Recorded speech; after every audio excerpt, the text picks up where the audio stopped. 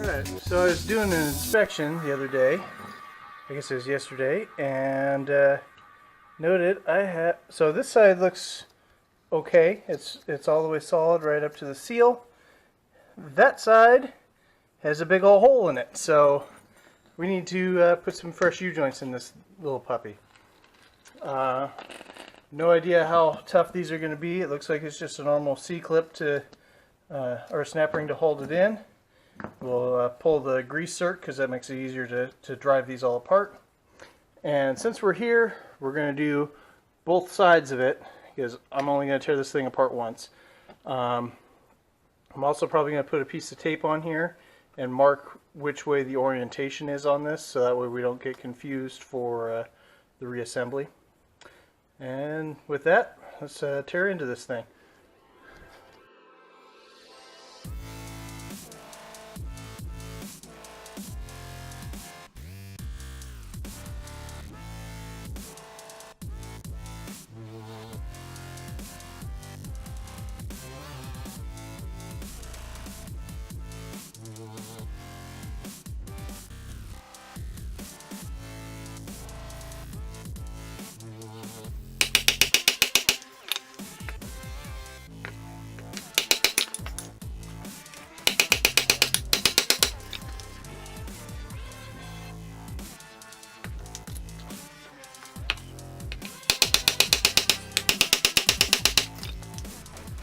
Alright, so after fighting with the snap rings for quite some time, I decided to try and just drive the U-joint cups out, which didn't work out so well.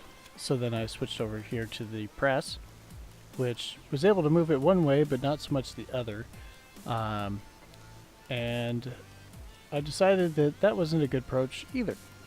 What I was neglecting to realize is with this particular configuration, you got to remove the little rubber seal around the U-joint cup to get just a smidgen more travel out of each of the cups, which allows it to drop off much easier. But due to working very long hours when I was doing this and needing to have it fixed so I didn't have to ride the motorcycle in the pissing rain, I decided to break out the grinder.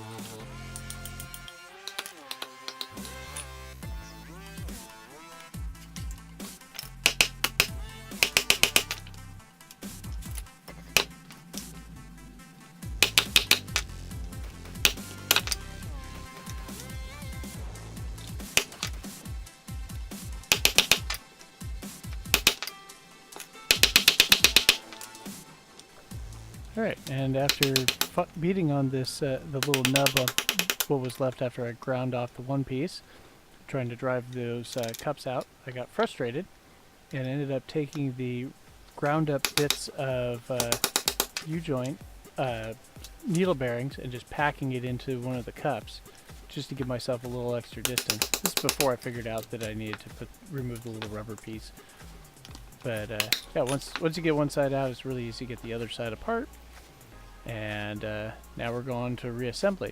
And reassembly is fairly straightforward, but you got to be really careful to make sure not only the cups stay aligned and the U-joint kind of floats in between them really good, but also you don't displace any of those needle bearings.